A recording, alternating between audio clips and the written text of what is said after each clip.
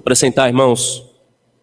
Queridos, eu não sei, eu perdi a conta de qual domingo é hoje, terceiro, quarto ou quinto, né? Se eu sair de férias, você fica meio aloado com relação ao dia. Mas exatamente por causa dessa ocasião de férias, como a igreja foi orientada, nós iríamos expor nesses domingos alguns textos avulsos ou algumas exposições feitas há alguns anos aqui na Manancial. E é por isso que nós vamos expor hoje. Abra, por favor, Filipenses, capítulo 4. Se eu não me engano, essa exposição foi feita em 2020. E é sempre bom e importante nós voltarmos a esse tema, em razão das nossas contínuas tentações nessa área. Filipenses, capítulo 4.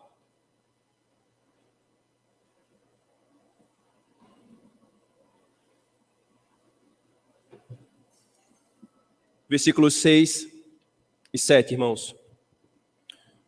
Diz assim a palavra do Senhor. Não andeis ansiosos de coisa alguma. Em tudo, porém, sejam conhecidas diante de Deus as vossas petições, pela oração e pela súplica, com ações de graças. E a paz de Deus, que excede todo entendimento, guardará o vosso coração e a vossa mente em Cristo Jesus. Amém. Oremos, irmãos, mais uma vez. Senhor Deus, nós estamos prestando culto a Ti, Senhor, e faz parte do Teu culto, da nossa oferta ao Senhor, quando nossos lábios se cerram, os nossos ouvidos se inclinam para ouvir a Tua palavra, Senhor, Tua palavra pregada. Nós cremos, Senhor, que o Senhor é poderoso e que a Tua palavra é poderosa, porque por ela Tu criaste o mundo, trouxeste tudo à existência do nada, no espaço de 6 dias. Por ela, Senhor, Tu sustentas, Senhor, o mundo, toda a Tua criação. Pela palavra encarnada Tu redimiste o mundo. E é pela Tua palavra que Tu nos santifica, Senhor. É por isso que nós podemos falar juntamente com o nosso irmão Pedro, o apóstolo Pedro. Para onde iremos, Senhor, se só Tu tens as palavras de vida eterna? Agora, Senhor, por essas palavras de vida eterna, Senhor, molda o nosso coração a Tua vontade. Trabalha, Senhor, em nós, lapidando-nos segundo o Teu querer. Que o Teu Espírito, que é livre, Senhor, opere poderosamente, vencendo em nós aquilo que nós não podemos vencer por nós mesmos, Senhor. Aquilo que Teu Filho conquistou na cruz, dar-nos, Senhor, porque por promessa é do Teu povo. Por isso, Senhor, aplica-nos conforme o Senhor prometeu. Nós oramos em nome de Jesus. Amém. Queridos, a epístola de Paulo aos Filipenses, ela foi escrita na ocasião em que Paulo estava preso em Roma, não a sua derradeira prisão, a provável última prisão de Paulo, mas a sua primeira prisão. E nessa ocasião, Paulo escreveu algumas epístolas, chamadas epístolas irmãs, como por exemplo Efésios, Colossenses e Filipenses é uma delas. E nessa ocasião em que ele estava preso, ele soube que a igreja de Filipos estava muito preocupada com ele. Então o que é que ele faz? Ele escreve uma epístola para acalmar o coração desses irmãos, e enquanto eles escrevem essa epístola, ele os pastoreia. E curiosamente, irmãos, é nesse contexto de prisão e de privação que Paulo enche essa epístola de orientações sobre alegria e contentamento. É aqui que recorrentemente o apóstolo Paulo fala: alegrei-vos no Senhor, outra vez vos digo, alegrai-vos no Senhor. Por exemplo, veja o versículo 4 do capítulo que nós lemos. Alegrai-vos sempre no Senhor, outra vez digo, alegrai-vos. Aqui, irmãos, não é a primeira, nem a segunda ocasião em que Paulo fala isso aqui nessa epístola. Um contexto de privação e de prisão. Nesse contexto, Paulo fala sobre alegria. É nesse contexto também que Paulo fala: tudo posso naquele que me fortalece, porque eu sei ter fartura, eu sei ter pobreza. Tudo posso naquele que me fortalece. Ele fala sobre contentamento. E é nesse contexto que a gente trata sobre alegria e contentamento, e estando preso, ele fala também sobre ansiedade, irmãos. E não é à toa que Paulo faz isso, queridos. Porque a relação entre contentamento ou descontentamento e ansiedade é uma relação muito próxima. Tanto mais for o coração descontente e infeliz com a providência do Senhor, tanto mais esse coração florescerá com todas as ervas daninhas da ansiedade. Há uma relação muito próxima uma coisa com a outra. E aqui, irmãos, o apóstolo Paulo vai tratar diretamente sobre a ansiedade. Quando nós vamos lidar, irmãos, com a nossa alma e na luta contra o pecado a partir da palavra do Senhor, quer seja em gabinete pastoral, no aconselhamento bíblico, quer seja você no seu autoexame, quer seja você pastoreando a sua esposa, o seu filho, qualquer situação, irmãos, há um padrão de tratativa, um padrão muito claro colocado pela palavra de Deus. Esse padrão consiste em 3 movimentos, que é o que Paulo vai fazer aqui. O primeiro movimento é nós entendermos o que é aquilo que nós estamos lidando, à luz da palavra de Deus. Nós vamos nos voltar para a angústia do nosso coração, para as questões que a nossa alma está passando, e eu vou perguntar para Deus, me voltando para a sua palavra, o que é isto que eu estou passando? E então, ao perguntar o que é isto, eu vou receber da palavra de Deus a designação, a descrição, o detalhamento daquilo que está acontecendo em minha alma. Eu preciso, irmãos, para ter a esperança que a palavra de Deus me dá para lidar com as questões da minha alma, categorizar, classificar e entender aquilo à luz do que a palavra de Deus está dizendo. Se a palavra de Deus fala sobre ansiedade, eu me volto para ela para entender o que é ansiedade. Se ela fala sobre o que é medo, eu me volto para ela para entender o que é medo. E assim qualquer outra questão, irmãos. E eu vou definir tais coisas nos termos bíblicos. Porque se eu me volto para aquilo que a palavra de Deus está dizendo nos termos bíblicos, eu vou então encontrar na Bíblia o remédio, a solução, a tratativa nos termos de Deus. Se eu pego uma questão da minha alma e eu começo a classificá-la de transtorno, de doença, disso, daquilo outro, nada que a palavra de Deus fala sobre essas coisas. Então, eu não vou encontrar a esperança que a palavra de Deus me diz. Eu preciso chamar aquilo que a palavra de Deus chama pelo nome que Deus chama, e não por outros nomes.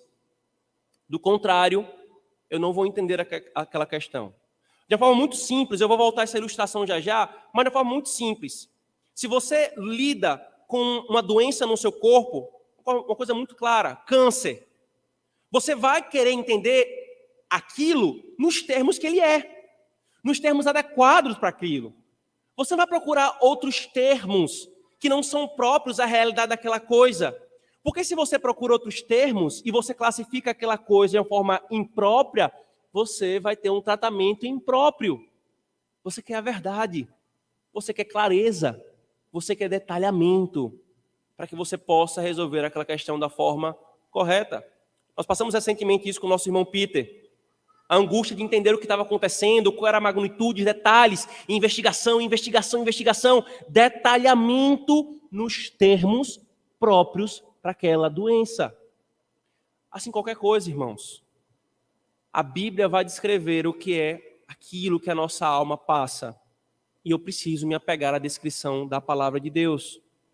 Muitas vezes dói, irmãos, porque outras propostas de descrição nos coloca em um lugar muito confortável, mas é um lugar falsamente confortável, um lugar que não traz esperança, mas o lugar que a palavra de Deus nos coloca, irmãos, ainda que doa num primeiro momento, ainda que nos fira, que nos escancare a alma, mostrando que de fato nós somos, ali é o primeiro passo para que o médico da alma possa vir curá-la. Ele fere, ele diz com franqueza qual é o problema dela, para depois dizer, calma, eu tenho a solução, eu tenho a esperança. Quando eu então classifico e entendo a minha alma à luz da palavra de Deus, então vem o segundo movimento. Eu vou me voltar novamente para a palavra para entender como então eu lido com isso que a minha alma está passando, à luz do que a palavra de Deus me diz. Qual é a solução? qual é o direcionamento. E depois que eu vou para todos os caminhos, os métodos, as orientações, todas as diretrizes que Deus me traz, então vem um terceiro movimento. Eu buscar no próprio médico que me disse qual é o meu problema, o médico da minha alma, que mostrou qual o tratamento para ela, eu me volto para ele também como aquele que é fonte do poder, da graça, para eu fazer o que eu tenho de fazer. Paulo está fazendo exatamente isso aqui, irmãos. Quando ele trata sobre ansiedade, ele está descrevendo o que é ansiedade, ele vai nos mostrar exatamente como lidar com ela, e ele então vai nos apresentar a fonte, a nossa esperança. Veja, por favor, irmãos, então primeiro, o que é a ansiedade? Versículo 6.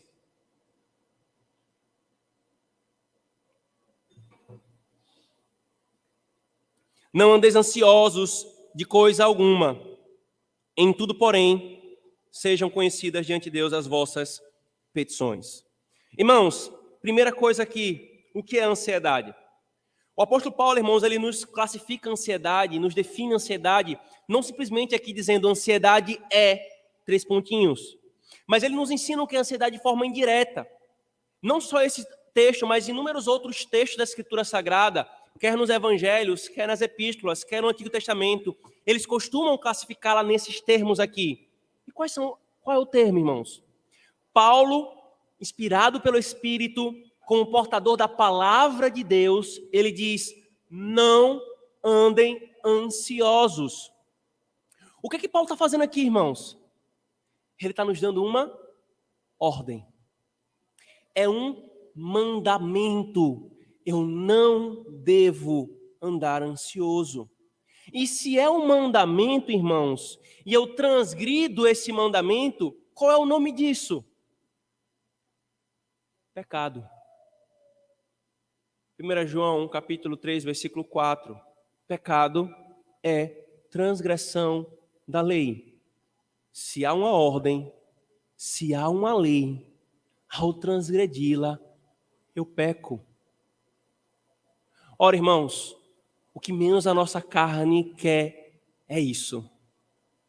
É receber a informação de que a ansiedade que está em meu coração não é o meu jeito de ser, não é uma patologia, é um movimento espiritual e moral da minha alma em relação a algo.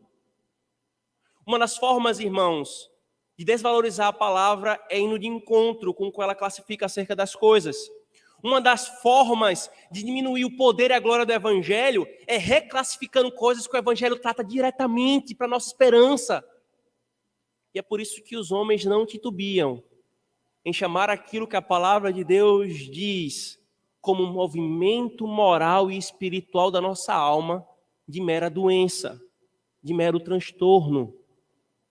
Há um Instagram de uma menina que se diz psicóloga cristã, que ela criou o Instagram aparentemente para lutar contra e falar contra aconselhamento bíblico, que ela vai, de forma muito arrogante, inclusive, ela direciona ao nosso pastor e fala assim: ei, pastor, vai estudar a sua Bíblia, porque uma coisa é a ansiedade que a Bíblia fala, outra coisa é a ansiedade patológica. Bom, a Bíblia não traz nenhum fundamento para isso, muito pelo contrário, há uma única ansiedade que traz sim consequências em nosso corpo pela relação corpo e alma, mas ela em si é um movimento da alma contra um mandamento. Não andeis ansiosos. Irmãos, é simples. E muitas vezes isso nos inquieta, como alguém talvez possa estar inquieto em ouvir tais coisas, porque a proposta contrária, elas nos colocam numa condição de vítimas. Elas nos colocam numa condição de pobres coitados. Veja, eu estou doente, alguém tem que cuidar de mim, tem que ter paciência comigo, eu sou vítima. Eu não sou um agente moral. Não é um movimento da minha alma em relação a alguma coisa.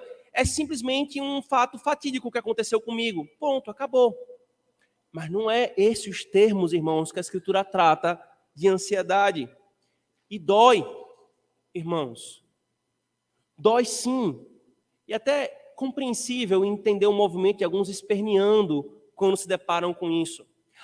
Vão logo para a questão do sentimentalismo, de que isso é falta de sensibilidade com quem luta com a questão, de que isso é aquilo outro. Não. O Evangelho lida com as coisas assim, irmãos. O Senhor fere para curar. O Senhor lança a luz mostrando toda a podridão do que há em nós, para depois nos limpar. A lei vem com as suas chibatadas, para que o Evangelho venha com o seu bálsamo. É necessário dizer, esse é o problema, para que então possa dizer, calma, há a solução e eu a tenho. Só há uma classificação para isso, irmãos, é a ansiedade. E se alguém insiste em espernear por uma questão tão óbvia, irmãos, venha comigo para Mateus 6, um outro texto muito conhecido na lida com isso, com a ansiedade, só que também comumente subutilizado. O texto de Mateus 6, irmãos, conhecido pela igreja, comumente começam, e muitas versões colocam, como por exemplo a que eu estou aqui diante de mim, coloca a perícope, faz uma divisão aí com um título que o editor coloca, a partir do versículo 25. E aí parece que é a partir do versículo 25 que começa a tratativa da ansiedade. Versículo 25. Por isso vos digo, não andeis ansiosos pela vossa vida quanto ao que haver de comer e beber. O Senhor Jesus está falando aqui no Sermão da Montanha. Só que o versículo 25, irmãos, começa com um por isso. É uma conclusão de algo que vem anteriormente. É uma aplicação. E o que é que veio antes? Veio no versículo 24, veja. Ninguém pode servir a dois senhores, porque ou há de aborrecer-se de um e amar ao outro, ou se devotará a um e desprezará ao outro. Não podeis servir a Deus e às riquezas. Por isso, porque vocês não podem servir a Deus e às riquezas ao mesmo tempo, porque vocês não podem servir ao Deus vivo e verdadeiro e ao ídolo Mamon, vocês não podem andar ansiosos. Você percebe que Cristo está trazendo aqui, irmãos, a implicação de que a ansiedade é a quebra do primeiro mandamento. Riquezas, queridos, no Sermão da Montanha, especialmente, não é meramente você querer ter uma BMW, você ter um flat, a beira-mar. Não é isso. Riqueza envolve todos os cuidados dessa vida. Tudo aquilo que diz respeito à nossa caminhada temporal. E o Senhor lembra, se vocês servem a Deus, não há espaço para ansiedade em nosso coração. Mas se vocês servem a Mamon, faz todo sentido. E o Senhor é forte aqui, irmãos. A medida da força do consolo que ele traz em Mateus 6 é a medida da força, da clareza com que ele expõe a questão. Porque ele vai argumentando, aí ele vai e fala assim, versículo 30. Ora, se Deus assim veste a erva do campo que hoje existe e amanhã lançada no fogo, quanto mais a vós outros, homens de pequena fé. Nossa, quão insensível é Cristo, não é? A pessoa lutando com ansiedade, ele se volta para a pessoa e fala assim, você é um homem de pequena fé? Ele está escancarando o que nós somos, irmãos. Ele até lembra, quem caminha com ansiedade são os gentios que não têm a Deus por Pai. Então, irmãos, de todos os lados, a Escritura é clara quando vai definir a natureza da ansiedade. Ela é algo em nossa alma, não em nosso corpo, para que eu possa colocar alguns químicos, alguns remédios que vão mexer ali com as minhas enzimas cerebrais e está tudo resolvido. Não. É na alma. E a definição que o Senhor traz para a ansiedade é esta. Ela é pecado, a quebra do primeiro mandamento. Isso nos angustia. Isso nos desespera. Mas nós não estamos lidando meramente com a lei. Nós estamos lidando com aquele que diz que é um médico da alma, de todo aquele que se volta para ele. Não são os sãos que precisam de médico, mas aqueles que são doentes. Se você reconhece o que é ansiedade, eis aqui o médico apresentando para você o tratamento. Veja, por favor. Antes de a gente entrar no tratamento, veja o que é que ele lembra. Não andeis ansiosos de algumas coisas. O texto diz? Não. De coisa alguma. Mas, pastor, nem de. Talvez, não. É de coisa alguma. É absoluto, irmãos, a abrangência que o Senhor reprime e restringe a ansiedade. De nada. De nada, irmãos. E quando ele coloca isso, vem então o contraponto. Versículo 6 ainda. Em tudo, porém, sejam conhecidas diante de Deus as vossas petições pela oração e pela súplica com ações de graça.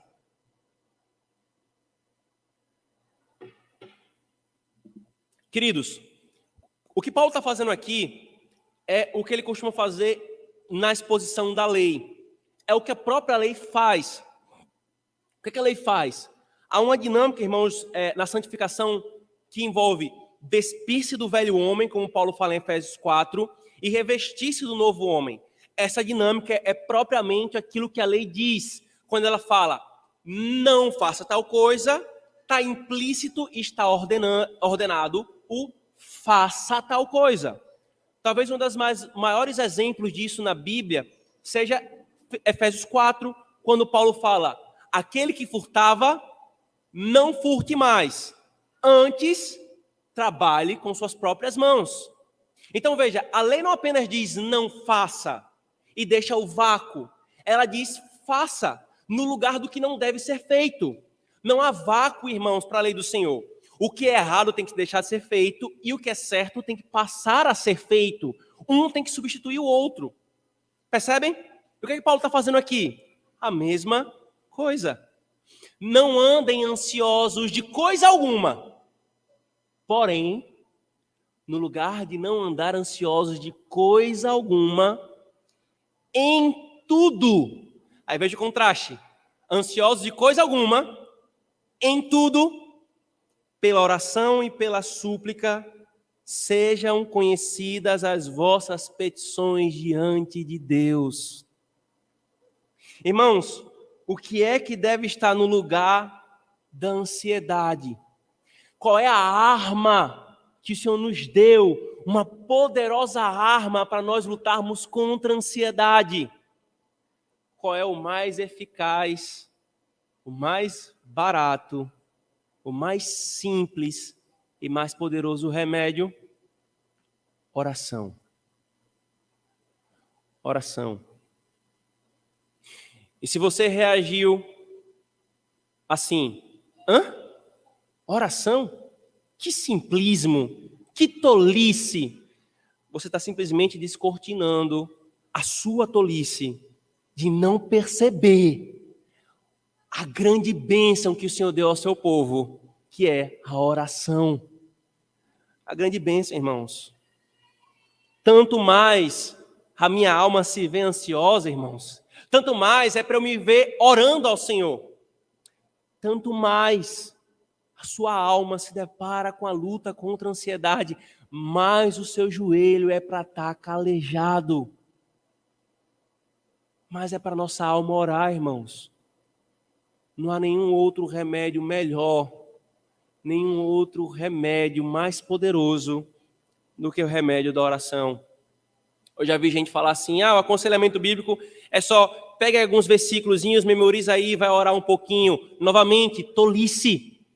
Falar dessa forma. A pessoa não entendeu nem o poder da palavra e nem, me permita usar essa expressão sem me confundir com os pentecostais, o poder da oração. As coisas que o Senhor nos entregou para comunhão com Ele, irmãos. Olha os Salmos.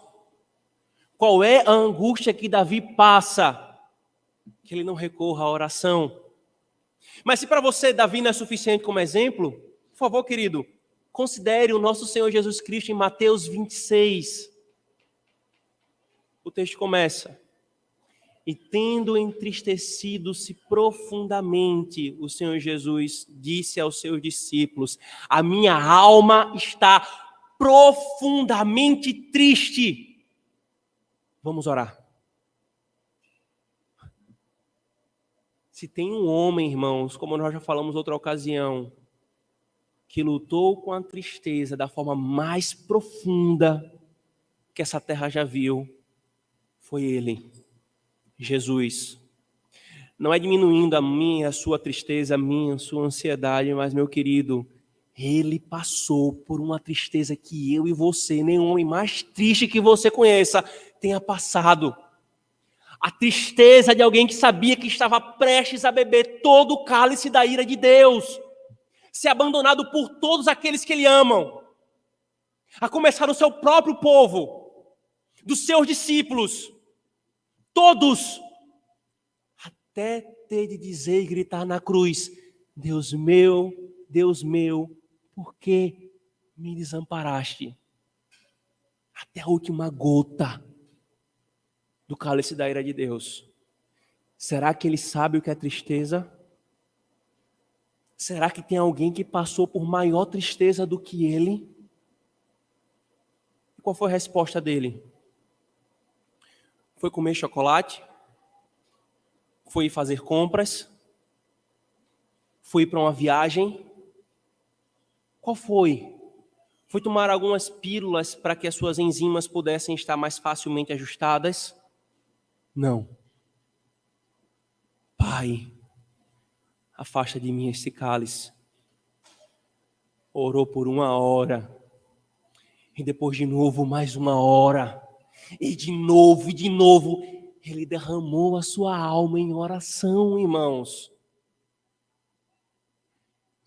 Cristo é o padrão perfeito da maneira como nós devemos lutar com as angústias da nossa alma. Ele tinha uma alma humana verdadeira. Ansiedade, medo, tristeza, todos os piedosos. E o mais de todos os piedosos, o infinitamente piedoso, Cristo, buscou oração. Como nós falamos na exposição passada, irmãos, eu acho que foi culto passado que foi tratado sobre oração também. Um remédio tão simples, que onde você estiver, com a riqueza que você tiver, 0 ou muito, com todo o seu corpo bem, ou você inválido na cama, você pode orar. Que poderoso remédio, irmãos. Mas não é simplesmente oração aqui, irmãos, que Paulo fala, no sentido geral. Veja que o texto vai trazendo uma série de refinamentos, para que a gente entenda a glória de tudo isso que ele está dizendo. Ele vai falar sobre a oração nesses termos. Apresentar a Deus, sejam conhecidas as vossas petições, aquilo que a sua alma tem desejado, aquilo que sua alma tem ansiado e lhe colocado uma condição de ansiedade. Paulo está dizendo, inspirado pelo Espírito, apresente-a a Deus. O que é? O que é? Leve para Deus. Sejam conhecidas. Só que essa linguagem aqui, irmãos, ela não está querendo simplesmente dizer que você vai informar a Deus sobre o que você está necessitando, desejando. Você vai levar a Ele não para informá-lo, porque Ele não quer simplesmente ser informado, Ele é onisciente, Ele não precisa. Não à toa, o Senhor Jesus Cristo, tratando sobre a ansiedade em Mateus 6, Ele disse com clareza: o vosso Pai sabe do que vocês necessitam. Então veja que a oração aqui na luta contra a ansiedade, apresentando a Ele as nossas petições, não é para simplesmente a gente informar Ele: ó Deus, talvez o Senhor não percebeu, mas eu estou precisando disso, eu estou um pouco ansioso por causa disso. Não é isso. É porque Ele quer o processo em nós. O ato de apresentar as nossas petições a Ele, irmãos, o movimento da nossa alma é exatamente o movimento contrário da ansiedade. Qual é o movimento da ansiedade? Lembra aquela quebra do primeiro mandamento? Porque ele funciona mais ou menos assim. Bom, eu estou preocupado, eu desejo aquilo ali na minha vida. Só que eu não sei se isso vai vir da forma como eu quero. Então, eu vou tentar tirar o controle da minha vida das mãos de Deus. E eu tento pegar o volante dele. Esse movimento de tentar apagar o volante dele, com a subsequente constatação: eu não consigo, eu não tenho controle sobre a minha vida, eu não vou fazer o que eu quero, mas eu estou à mercê do que ele quer, gera essa reação na minha alma, chamada ansiedade. É a constatação de que eu não sou Deus, de que eu não tenho o controle que eu gostaria de ter. Como se eu dissesse: Deus, me dá o controle, porque eu vou fazer melhor do que o Senhor. Eu sei o que é melhor, no tempo que é melhor, da forma que é melhor. Mas a gente recebe um imenso e infinito não. Você não tem controle. Lembra o que o Senhor Jesus Cristo falou tratando sobre ansiedade? É uma constatação óbvia. Qual de vós pode acrescentar um côvado sequer na sua existência, na sua vida? Mas como eu quero e eu não consigo, aí vem a resposta: a ansiedade. Por que a oração, irmãos, então? Porque a oração é exatamente o ato de reconhecer que Ele é Deus. Senhor, eu estou trazendo para Ti, porque eu reconheço que o Senhor é Deus, não eu. Que o Senhor tem o controle, não eu. E eu coloco diante do Senhor para o Senhor fazer a Tua vontade, não a minha. E eu me entrego, e eu confio. É por isso que a oração é a principal arma contra a ansiedade, irmãos. Porque a minha alma faz um movimento contrário. E se não bastasse isso, o apóstolo Paulo vai e coloca mais uma palavrinha associada à oração, mas refinando ainda mais essa consciência. Veja o versículo 6 ainda. Sejam conhecidas diante de Deus as vossas petições pela oração e pela súplica. Paulo poderia ter só falado oração, mas ele fez questão de colocar a palavra súplica. Porque qual a imagem que a palavra súplica traz, irmãos? A palavra aqui no grego para súplica traz é a imagem de um pedinte que não tem nada, que não tem direito a nada, que não tem poder para nada, mas só está estendendo a mão. Senhor, dá-me, eu coloco-me diante de Ti. Tudo aquilo que tem angustiado a minha alma e trazido ansiedade está diante de Ti. Pelas vossas orações e súplicas, irmãos, como um mendigo que está colocando-se diante do Senhor. Só que não apenas isso. Não é apenas pedir. Não é apenas falar assim: Senhor, eu quero, resolve. Não é isso. Até porque a ideia de súplica coloca o nosso coração no devido lugar. Não é: Deus, eu determino. Eu estou aqui ansioso, o Senhor mandou orar, apresentar diante de Ti as vossas petições. Eu determino. Não, miserável. É apresentar as vossas petições com súplica. Você se coloca como um pedinte, como quem não tem direito. Mas se não bastasse isso, ele coloca mais um ato de oração. Finalzinho, veja, com ações de graças.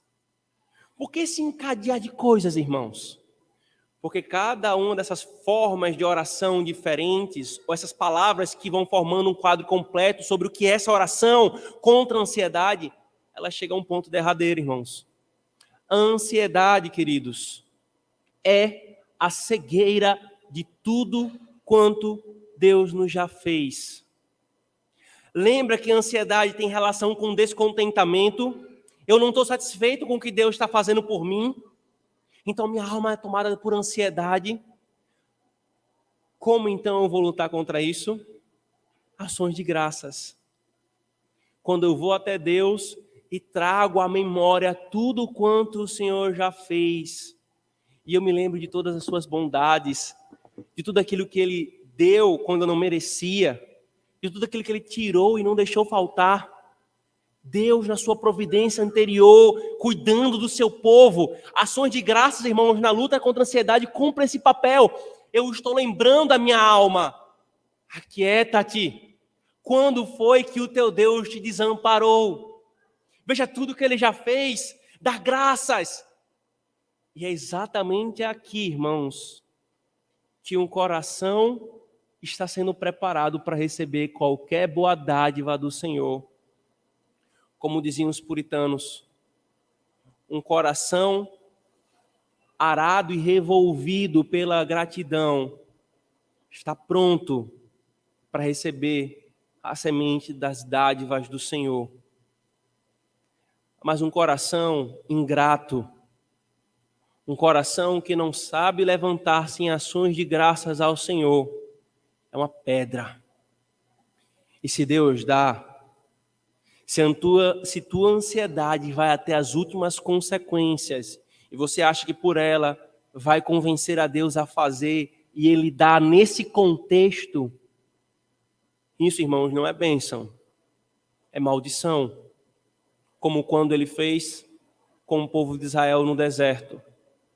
Em descontentamento, e descontentamento em descontentamento, murmurando o tempo todo contra o Senhor. Queremos carne, queremos os manjares do Egito. Aí Moisés se ira, aí Deus fala para Moisés, não é contra você que eles estão murmurando e descontentes, é contra mim. Eu vou dar o que eles querem. Mas não foi bênção, foi juízo. A luta contra a ansiedade, irmãos, deveria ser levada muito a sério por nós com as armas que o Senhor nos dá. É tão sério isso, irmãos, que lá em Lucas, se eu não me engano, no capítulo 24, quando o Senhor termina de falar sobre os sinais dos últimos tempos, dos últimos dias que viriam após a sua ressurreição, ele fala, cuidado, acautelai-vos com tudo que está para sobrevir. Acautelai-vos para que vocês não sejam sobrecarregados com as orgias, com as embriaguez e com as ansiedades da vida. Que coisa, irmãos. O Senhor colocou ansiedades ao lado de orgias e de embriaguez. Para nós, isso aqui claramente são pecados escandalosos. Mas quando chega para a ansiedade, não é só o meu jeito. Não é só um transtorno. Não. Ações de graças, súplicas, oração apresentando diante dele, irmãos. É o caminho que ele nos dá para lutarmos, queridos, contra a ansiedade. E se não bastasse, irmãos, essa clara orientação da parte dele, ele disse o que ela é, depois nos disse como lidar com ela, simples, de forma poderosa e eficaz, oração. E se você está ansioso, lance-se à oração. Pastor, mas eu estou orando. Ore de novo. Mas eu já orei de novo. Continue orando e ore, e ore, e ore. Você verá o benefício que isso traz à alma. Exercite a sua fé. Exercite a sua fé no Senhor. Confie no que Ele está dizendo. Porque não é homem que está falando. É o Senhor. Mas também não é homem que vai falar a promessa que faz aqui. É Ele. Veja, por favor, versículo 7. E a paz de Deus, que excede todo entendimento, guardará o vosso coração e a vossa mente em Cristo Jesus. Se você ainda tem dúvida sobre a orientação do que Deus está falando para fazer na sua palavra na luta contra a ansiedade, se você está tão embebecido da maneira mundana de ver essa questão na nossa alma, veja a promessa que Deus faz aqui. Não é promessa de homem, não é promessa de político. Ele está garantindo, meu querido. E você e eu precisamos crer nas promessas deles, que são o nosso consolo, a nossa segurança. Ele está dizendo, faça, meu filho. Faça, minha filha. Você está lutando com ansiedade, está sendo consumido por ela. Está aqui o caminho que você vai seguir. Mas, Senhor, eu não sei. Faça. Eu sou tão bom para com você que eu vou colocar aqui uma promessa. A minha lei era suficiente, a minha ordem era suficiente para você fazer. Mas eu estou lhe dando uma promessa para que você tenha certeza. E a promessa é esta. A paz que excede todo entendimento guardará o vosso coração. É uma promessa, meus irmãos. Novamente, querido, é uma promessa. Creia, confie, se lance nos braços do Senhor. Seja como Davi, que nós cantamos tanto no Salmo 131, como uma criança desmamada no colo de sua mãe, assim a minha alma para contigo, Senhor. Espera, Israel, em Deus. Espera em Deus. É uma paz, irmãos, que excede todo entendimento, porque tudo ao nosso redor gritaria o contrário, ao ponto de alguém poder chegar até nós e falar assim: como é que tu está tão tranquilo diante dessa situação? Porque meu Deus prometeu, e eu me lancei à sua ordem e ao seu caminho. Ela de fato excede todo entendimento. Eu passei, irmãos, esses últimos 4 dias num ambiente maravilhoso, na Lagoa do Bonfim, os parentes do nosso irmão Fábio e Moema. Que paz, irmãos, que quietude. O barulho do passarinho, a lagoa calma, a brisa o tempo todo soprando na cara. Não estou querendo dar inveja não, irmãos, eu só descrevendo aqui para os irmãos. Quietude, paz. A gente voltava da Lagoa do Bonfim agora para o culto e eu pensei: Senhor, acabou. Passou aquela quietude. Que bênção foi ela. Mas isso me faz lembrar que a paz momentânea que qualquer coisa que essa criação pode nos dar, ela passa. Ela se esvai. Mas a paz que excede todo entendimento, que vem da parte do Senhor, não. Ela está lá a despeito do que está ao meu redor. Ela está lá mesmo não tendo na criação aquilo que poderia me dar paz. Porque ela vem de fora. E ela vai para o coração. E irradia em uma confiança, em uma quietude. Mais calma que a Lagoa do Bonfim às 5 horas da manhã. É o coração que recebe da parte do Senhor essa paz. Será que não vale a pena você se lançar? Até agora, talvez você possa estar seguindo vários caminhos para lutar contra a sua ansiedade. Qual deles te trouxe efetiva vitória? Qual deles te deu essa paz que o Senhor está prometendo aqui? E eu posso encher a boca, queridos, para dizer: você vai ter.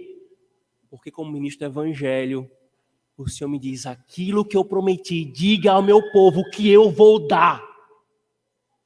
Apenas confie, igreja. Qualquer que seja a ansiedade, se entregue a Ele. E Ele guardará o teu coração. Ele é mais sábio, irmãos, do que nós. Ele é mais sábio em entender o nosso coração e nos dizer o que está acontecendo ali.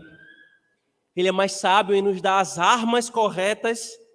Ele é mais sábio em nos dar a promessa e o fim correto. Apenas nos entreguemos.